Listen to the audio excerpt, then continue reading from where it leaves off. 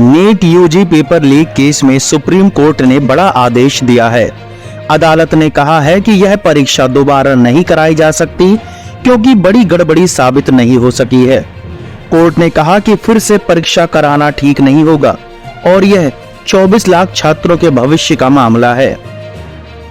Chief justice DY Chandrachud की अदालत ने कहा कि इस मामले में व्यवस्थागत खामी की बात साबित नहीं होती है, इसलिए दोबारा से परीक्षा कराने का आदेश नहीं दिया जा सकता।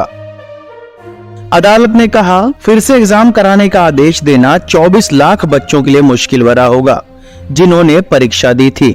इससे एडमिशन का शेड्यूल भी बाधित होगा। इसके अलावा मेडिकल एजुकेशन पर भी विपरीत प्रभाव पड़ेगा।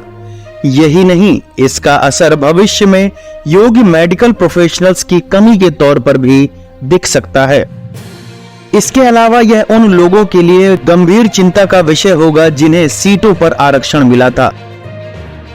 इसके अलावा एक विवाद परीक्षा में आए एक प्रश्न पर भी था। इसके 2 सही जवाब बताए जा रहे थे। ऐसे में सुप्रीम कोर्ट ने IIT दिल्ली को एक्सपर्ट कमेटी गठित करने को कहा था।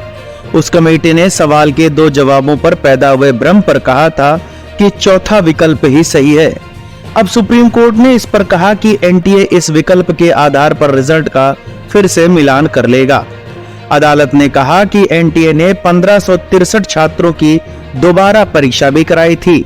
उन लोगों को विकल्प मिला था कि ग्रेस मार्क्स नहीं मिलेंगे और यदि वे चाहें तो दोबारा परीक्षा दे सकते हैं। यह भी विकल्प था कि जो बिना ग्रेस मार्क्स के ही मेरिट का हिस्सा बनना चाहते हैं वे चाहें तो परीक्षा ना भी दें। कोर्ट के इस आदेश के बाद अब कल से नीट यूजी की काउंसलिंग शुरू हो जाएगी।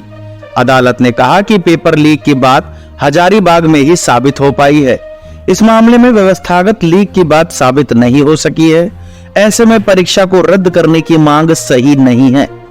बेंच ने कहा कि अब तक 155 छात्रों को ही लीक से फायदा होने की आशंका है।